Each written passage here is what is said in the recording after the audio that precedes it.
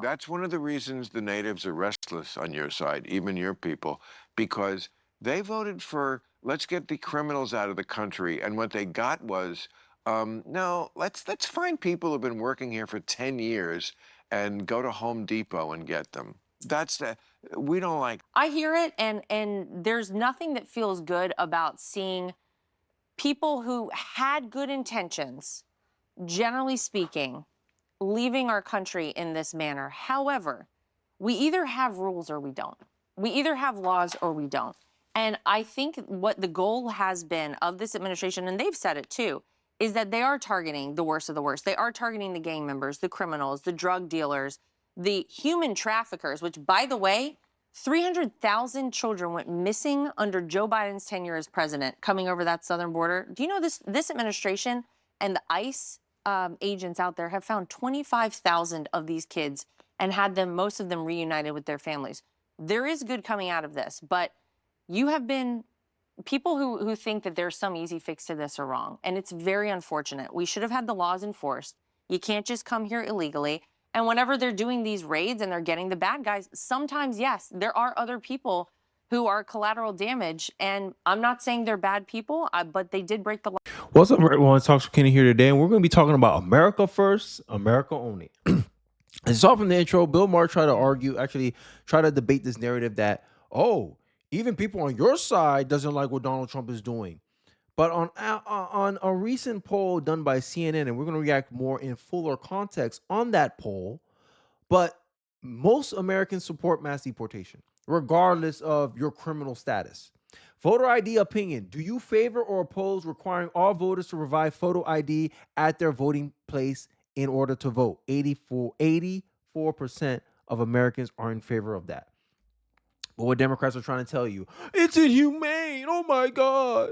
Right now in California, I believe people are recycling and returning stuff in Home Depot over the fact that ICE came in and raided Home Depot. You got Congress people, right, in the Democratic side trying to tell the military, oh, you don't have to obey unlawful orders. Wow. So in helping to enforce the law of your country is unlawful orders according to the sensibilities and the values of a Democrat. And this is what irks me about the Democratic Party, right? Breaking Trump signals support for sweeping new proposals that would ban foreign-born citizens from holding any elected office in the United States. This is something I am massively in favor of. Massively. Let me know in the comment section if you are too. But I wanted to, touch upon something I found out recently, is that X marks the spot. Platform's new location tool fakes out Gaza accounts taking advantage of the war. Fake Gaza attack. Like, make it make sense. You're profiting over a tragedy and you don't even live there. Make it make sense. Hell, there's reports that people on X from Nigeria, Turkey, I forgot the guy's name. Ian Chong, or I think his name is. He's in the Philippines making money, boatloads of money on X, talking about our public discourse and our politics. And this goes to show that there's a lot of foreign interest in influencing the political discourse in our country. I just reposted, if you don't follow me on X, please do. I just reposted a tweet I saw like a while ago of Republicans against Trump. And you find out the account is like from some foreign country outside of the United States. Make it make sense. But this helps liberals bring up these narratives. Oh, look, your side doesn't like what's going on either. Yeah, it was most likely a guy that's planning to come here illegally, but he want to make money off of our political discourse. Over the weekend, X.com rolled out their country identifier, and holy crap, tons of slop content, culture war garbage deleted itself overnight. As American patriots, anti-Trumpers, moral philosophers were exposed as being North Africans, Kenyans, Bangladeshi, they began to delete their accounts. It was a scam. We always knew it was a scam, and I'm glad that X rolled this out. Their accounts pretending to be Native Americans pushing back on the system to make money. Turns out, foreigner deleted their account, and so many more. Now, of course, depending on which partisan outlet you're going to look at, On the left, they're saying, look at all these MAGA accounts that were exposed. Many of them indeed.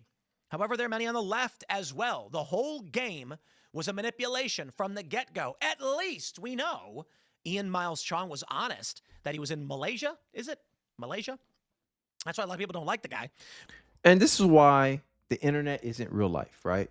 All these narratives, right? All these polls. Oh my God, I'm so surprised that Americans are still behind Trump. I'm surprised there's no Trump regret. Why? I see it all the time online. Brought to you by Nigeria, India, and Pakistan, right? And it's true what Tim Pool brought out. A lot of these accounts are going to come in here trying to influence our politics to, in some shape or form, benefit them. And that's common sense. Like, we should know this. If someone's weighing in on United States, United States is too dangerous. They got too many guns in the street. Oh, you find out the accounts from UK. Okay, Piers Morgan, I don't want to be in your country. I don't even want to be in London. What's going on over there? But my country is too unsafe. Majority of the gun deaths are done by people who broke the law anyway. If it wasn't with a gun, it would probably be with a vehicle, a knife. Oh, sorry, too close to home, London, too close. And this is what I'm talking about, right? But enough of my ranting, right? This is about America first, and it's very people are trying to take this slant, this idea that we can't be America only, and I think one of the things that's driving Trump's popularity here and forcing CNN to admit that MAGA isn't dead. So is the president losing Republicans? No. Look, this is still Donald Trump's Republican Party, and we can see it here. It's like a rock, to quote Bob Seger. I mean, take a look here. Republicans who approve of Trump. 6 months ago, it was 87%. Now, well, hello, it's the same number. It's 87%. He has not lost any support among Republicans compared to 6 months ago. As I said at the beginning, he's like a rock. He's like a rock. The Republican base is sticking by Donald Trump at this point in time. It really is interesting to watch his overall approval rating go down, down, down, down, but see this be completely constant here. It is among independents. It is not among Republicans. Okay, so how does this compare to past presidents in a second term? Yeah, okay. I think this gives the game away, right? Which is Donald Trump, if you look at 21st century presidents' own party approval at this point in term two, who leads the pack? It's Donald John Trump. 87% of Republicans approve of Donald John Trump. You go back to 2013, 78% of Democrats supported Barack Obama, and it was 78% of Republicans who supported George W. Bush back in 2005 at this point. So Donald Trump has the biggest highest own party approval of any president who served their entire second term in the 21st century. Honestly, I think many Americans didn't even need a poll to realize that, right? If you see a lot of the things Trump's trying to do, Trump's trying to focus on the economy, right? He's also focusing on crime, things that actually affect everyday people. Trump's trying to cut down on SNAP, seeing how a lot of illegals tend to abuse that. Remember what's going on in Charlotte? I pointed it out. I made a video. It shouldn't be surprising, right? Democrats, crime is not out of control in our cities. Meanwhile, the numbers in Chicago, 378 murders, 1,300 shootings, 5,200 robberies, 16,000 felony theft, all in 11 months. Crime in Chicago. But Trump's like, we need to deploy the National Guard. We need to help out the police, the Chicago police. And what the Chicago mayor is telling you to do. What the Chicago governor is telling you to do. No, you could resist illegal orders. Sending in the troops to help law-abiding American citizens. Democrats oppose that. Democrats get in the way of that. And CNN and liberals are Pikachu's face surprised why Trump's approval rating is still constant with the Republican Party. Here for my American-only folks. Chris Murphy's rages over Trump not wanting to send American troops to Ukraine in peace deal with Russia. No NATO troops. That means no U.S. troops. Does anyone trust Donald Trump to go into war and defend Ukraine after the deal? No, and we don't want to. We're done. We're done spending our money. This is why Israel getting so much heat right now. Because Israel, or people in this coalition, in the Republican side anyway, believe that Israel is the only foreign nation that should be entitled to Americans' money. And America only is going, no foreign country is entitled to our money. And we don't want to give any of it to anybody. Yes, you're an ally, but we don't give France this kind of money. You're our ally, but we don't help the UK like that. And we got deeper roots and deeper history with them. compared to Israel. But but you want to get mad at young Americans like myself who don't want foreign interest. And this, it all ties together. I feel like I'm random. I'm all over the place sometimes, but it all centers home eventually. Is that the fact is that there's a lot of foreign interests wanting to influence how we think, how we discuss these issues. This is why you got, certain people trying to tell you, you shouldn't listen to this person. You guys, you should already know who I'm talking about. Oh, this is not MAGA, right? That's why there's such a fight. You see our approval rating? This is why there's such a fight to try to rebrand MAGA. People trying to rebrand themselves as MAGA, right? Why they want to kick out the Tucker Carlsons of the world. And we see what's going on with the economy. We see how hard it is for young Americans to make their way in life in the country. And all we see is resources being whittled away at the country, right? America sending foreign money all across that from Ukraine to all these European countries is the same way that your subscription bill slowly increases the more subscriptions you opt into. Eventually, you're gonna realize, damn, I spent $800 a month on subscriptions alone. I might as well stick with cable. That's how our foreign spending has become. Our $38 trillion of debt. And you don't think we gotta make tough choices, right? It seems like, and this is let me know if I'm ranting too much, but it just seems like the politicians are more willing to cut from Social Security than to cut foreign spending and foreign investment. Let me know in the comment section if you agree with me, right? And this is one of the things that is supporting Donald Trump's approval rating with Republicans, the America First agenda. And I think what comes after him is going to be, you guys, you have seen nothing yet. If there's one thing I'm going to complain about on the Republican side, our political diversity is going to bite us in the butt. That's one thing, because after Trump, it's going to be you already see it now, right? There's going to be a war over the branding of MAGA, because that's what they want. You see that 87% approval rating? That's what these foreigners, right? These people who are trying to position themselves, that's what they want. They want that level of power, influence, and consensus behind them to reshape and redefine an entire party over their interest. And I'll be damned as an American that I let a foreign interest be the pinnacle of my party's political compass. Hell no. The only way, and this is, I'm done ranting after this. The only way the Republican Party survives past Trump, if they maintain the American first principle. And one of the first steps I believe that Donald Trump has done, and I referenced it already in this video, is that not allowing foreign-born people to be elected in government. I don't understand why it wasn't a rule before. And then for my America-only crowd, no dual citizens should be allowed to run for office in the government of the United States of America. But I digress. Let's go more into how shocked CNN is over Trump's approval ratings. And Trump's approval ratings within the Republican Party. Let's continue. In January, one of the concerns is that Donald Trump backed someone in a primary against her. How has Donald Trump done in his congressional endorsements? When you go up against Donald Trump, you're going up against a buzzsaw, because Donald Trump's endorsement record is, it's hard to find anyone else who beats it. Times Trump endorsees won GOP primaries. In 2020, it was 98%. 2022, it was 95%. In 2024. Hey, Trump got a lot of power right here, man. I honestly, if Trump lives to see 100 years old, I could see him being a kingmaker, honestly. Look at this. Look at the approval rating right here.